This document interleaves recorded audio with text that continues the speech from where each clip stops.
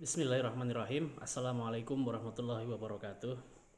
Alhamdulillah kita bisa berjumpa kembali pada kesempatan malam hari ini. Jadi ketika rekaman ini dibuat itu malam hari teman-teman, sekitar jam setengah 11 malam, 22.30. Kita bersyukur kepada Allah Subhanahu wa taala karena kita bisa ngobrol-ngobrol tentang sesuatu hal yang mungkin ini menarik untuk teman-teman ketahui ya.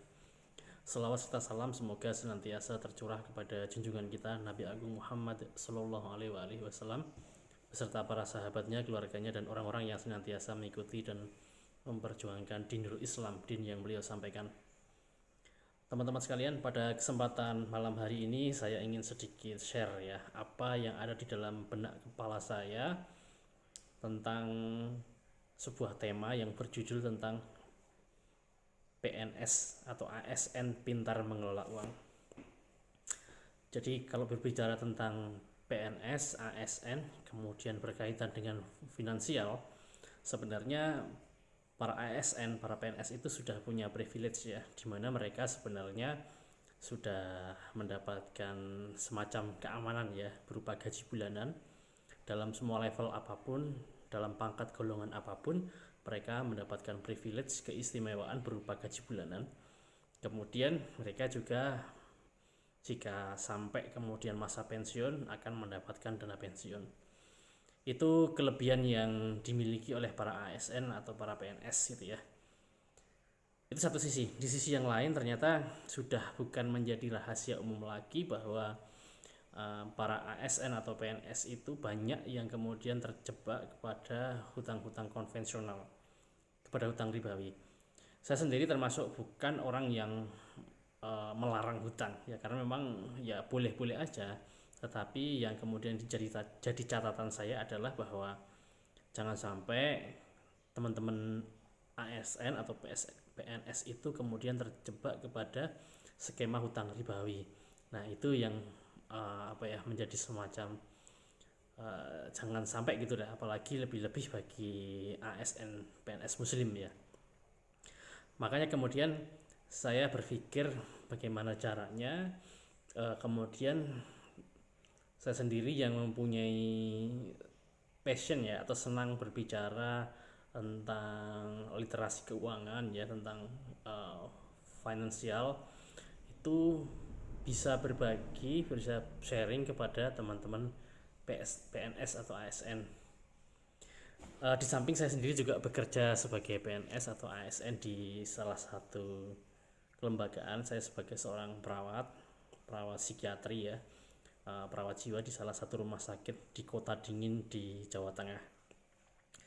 Nah, eh, saya pikir penting bagi teman-teman PNS atau ASN untuk belajar tentang cara bagaimana mengelola uang. Ada satu pengalaman menarik ketika saya dulu masih awal-awal jadi CPNS. Ada salah seorang senior saya, kemudian dia menemui saya. Uh, kita ngobrol-ngobrol ya dalam satu ruangan. Nah, salah satu tips yang diberikan senior saya kepada saya itu adalah bagaimana kita bisa punya rumah, bisa punya mobil, walaupun dari sisi keuangan sebenarnya belum mampu, tetapi kita bisa memiliki ya, tidak bukan dan tidak lain caranya adalah dengan berhutang ke bank.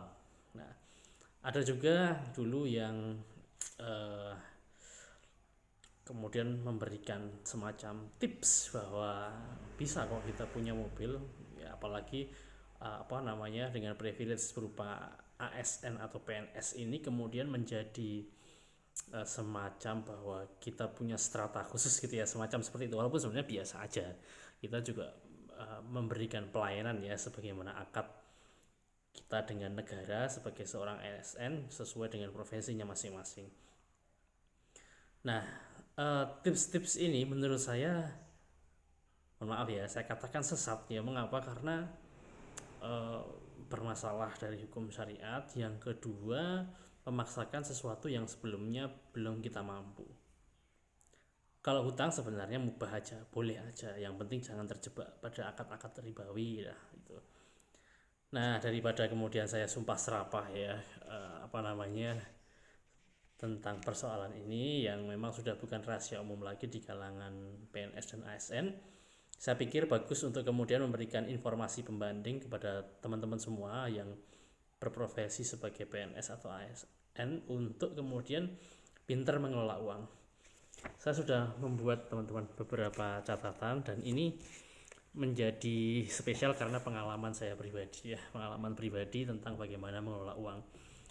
Saya mencatat ada 10 hal yang saya pikir teman-teman ASN dan PNS ini untuk kemudian pelajari dan melaksanakan. Mudah-mudahan sedikit banyak bisa membantu untuk dalam hal mengelola keuangan. Apa aja? Yang pertama adalah persoalan mindset, pola pikir ya. Kita kan apalagi PNS, daftar PNS langsung disekolahkan SK-nya. Itu kan semacam jadi kebanyakan berpikir umumnya bagi para ASN atau PNS yang baru masuk sebagai CPNS. Nah, itu bisa dirubah bahwa pertama ya disyukuri saja sudah diterima sebagai ASN PNS dengan privilege gaji bulanan aman gitu ya. Kemudian ketika sudah menyelesaikan atau sudah purna tugas mendapatkan pensiunan, itu disyukuri.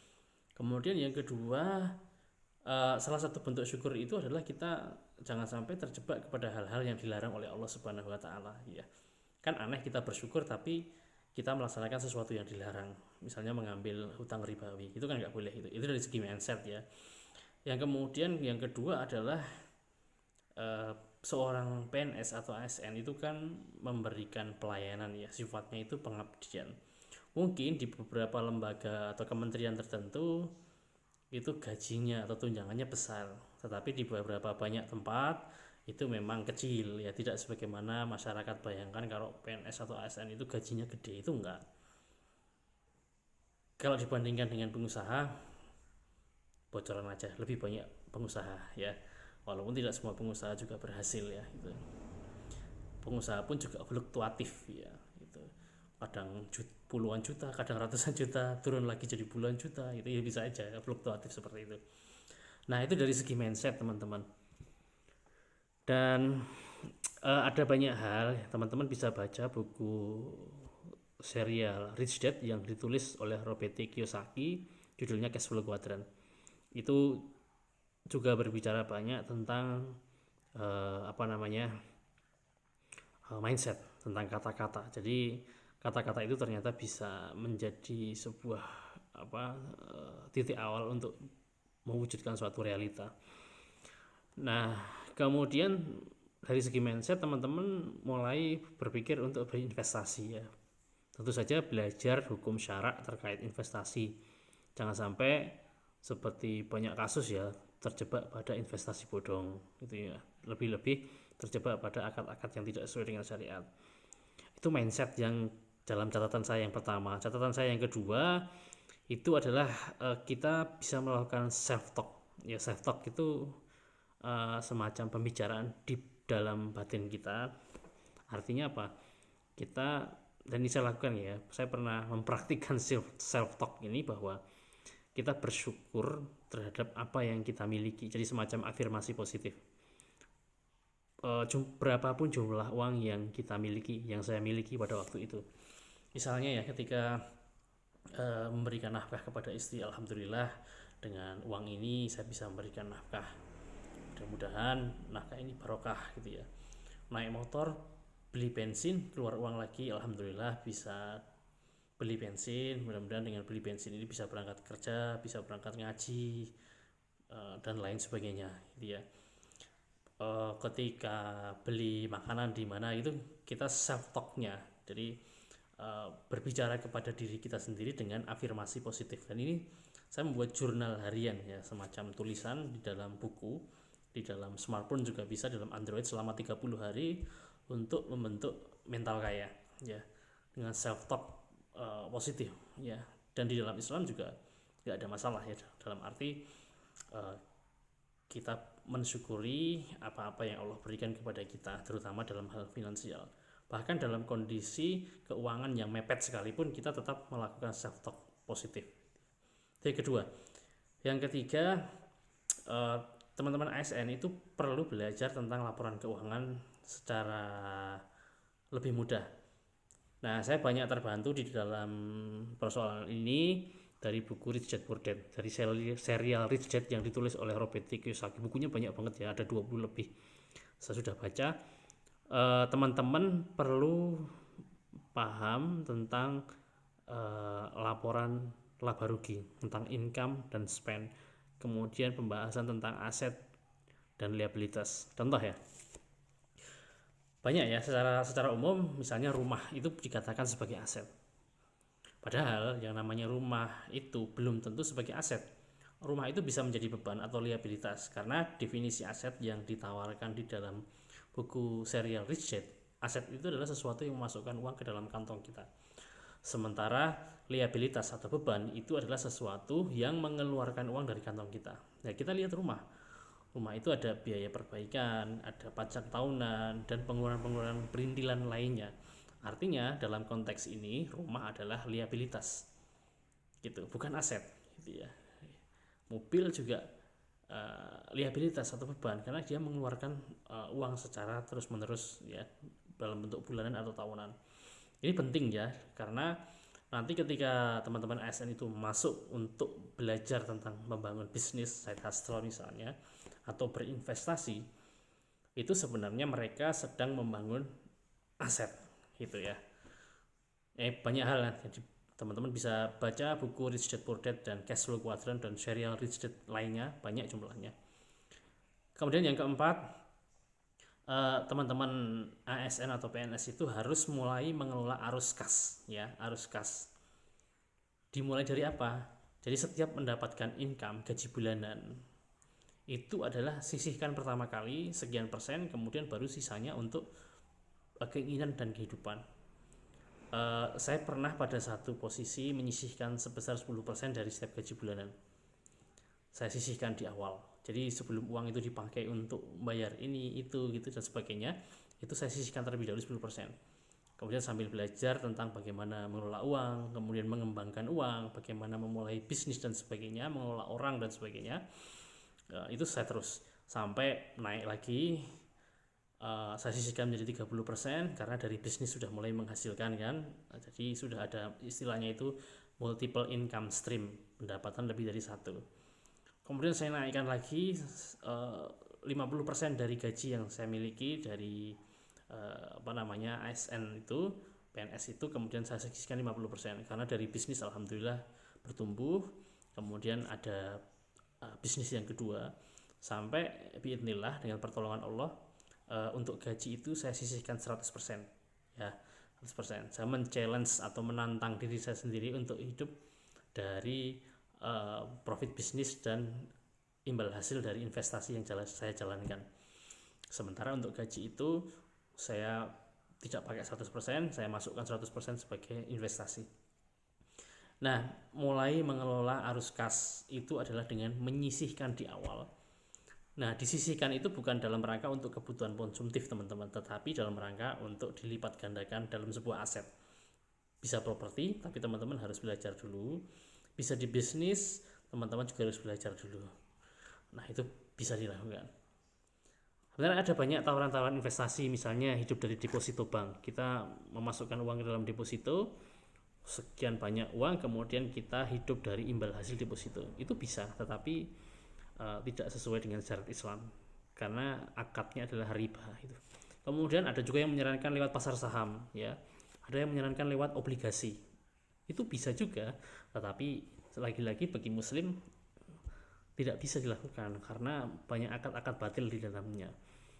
Jangan sampai kita pikirannya pengen banyak uang tetapi cara pemerolehannya tidak sesuai dengan syariat Islam. Itu jangan sampai seperti itu ya.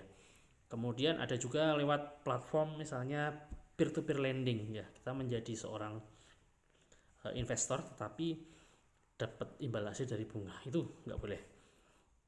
Di dalam buku-buku financial planner, dalam buku-buku investasi dari barat, itu mereka salah satu caranya adalah dengan saham, dengan obligasi, dengan bunga bank deposito dan lain sebagainya. Itu kita tidak pakai karena tidak sesuai dengan syariat. Itu aja. Terus bagaimana dengan apa? Bisa dengan properti, bisa dengan bisnis. Tentu lagi-lagi harus belajar hukum syara terkait hal itu ya. Itu sisihkan. Kemudian yang kelima teman-teman, eh, teman-teman coba untuk berpikir tentang membuat multiple income stream. Ada teman saya yang guru, kemudian dia selain bekerja sebagai seorang PNS sebagai guru, dia membuka les privat misalnya atau membuka bimbingan belajar. Jadi multiple income stream. Saya sendiri pekerjaannya sebagai seorang perawat ya. Di kolom kiri employee sebagai seorang perawat, sebagai self employed saya juga bekerja terhadap di perusahaan saya sendiri. Di bisnis saya membangun bisnis digital marketing agency. Kemudian di investasi saya juga memasukkan uang saya di investasi saya sendiri di perusahaan saya sendiri. Jadi sumber income-nya bisa lebih dari satu. Itu insya Allah lebih aman ya. Jadi bisa berpikir tentang side hustle ya, apa sampingan apa yang bisa dilakukan untuk kemudian bisa menambah ya. Tapi tentu saja memang harus hati-hati karena kalau kita nggak bisa membagi waktu ya, nggak bisa membagi waktu bisa jadi malah terbengkalai pekerjaannya tuh. Kemudian yang keenam itu adalah praktek berjualan. Hilangkan gengsi, hapus gengsi itu, latih untuk berjualan. Bagi yang introvert ya seperti saya, mulai bisa dengan berjualan online. Kemudian yang ketujuh, habits yang harus dimiliki, kebiasaan yang harus dimiliki adalah mencatat setiap uang masuk dan uang keluar. Sudah banyak aplikasi di Play Store, ya, itu teman-teman bisa pakai gratis ya. Intinya dengan mencatat uang masuk dan uang keluar ini kita bisa bertanggung jawab terhadap uang yang kita miliki. Kemudian yang kedelapan, ini yang gampang-gampang susah, pahami keinginan dan kebutuhan. Jadi kadang kita pengen glamor, tapi memang income kita belum mencukupi. Ya sudah, disesuaikan aja. Jangan sampai besar pasak daripada tiang gaji 5 juta, gaya 10 juta. Ya sudah, habis itu ya. Kemudian yang kesembilan adalah konsistensi. Konsistensi itu apa? Konsistensi untuk menyisihkan, konsistensi untuk belajar membangun aset, konsistensi untuk mencatat uang masuk dan uang keluar setiap hari sehingga punya laporan keuangan dan sebagainya. Jadi senantiasa grow, bertumbuh gitu ya. Dan yang terakhir, memang apa yang saya jelaskan dari nomor 1 sampai 9 itu adalah sesuatu yang mungkin jarang dilakukan oleh para ASN atau PNS. Mereka biasanya hidup istilahnya itu paycheck to paycheck, dari gaji ke gaji. Sementara saya mengajarkan untuk menyisihkan di awal, membangun aset gitu ya, sehingga dari aset itu nanti memasukkan income ke dalam kantong. Nah itu di luar kebiasaan. Jadi memang apa yang saya sarankan itu terkesan mudah, tetapi berada di luar kebiasaan yang dilakukan oleh para ASN dan PNS. Oke teman-teman, kira-kira di antara 9-10 hal tadi, bagi teman-teman yang PNS dan ASN atau yang karyawan, ada yang P3K dan lain sebagainya, mana yang sudah dilakukan? Silahkan untuk komentar ya. Jangan lupa di subscribe. Terima kasih, mudah-mudahan bermanfaat. Assalamualaikum warahmatullahi wabarakatuh.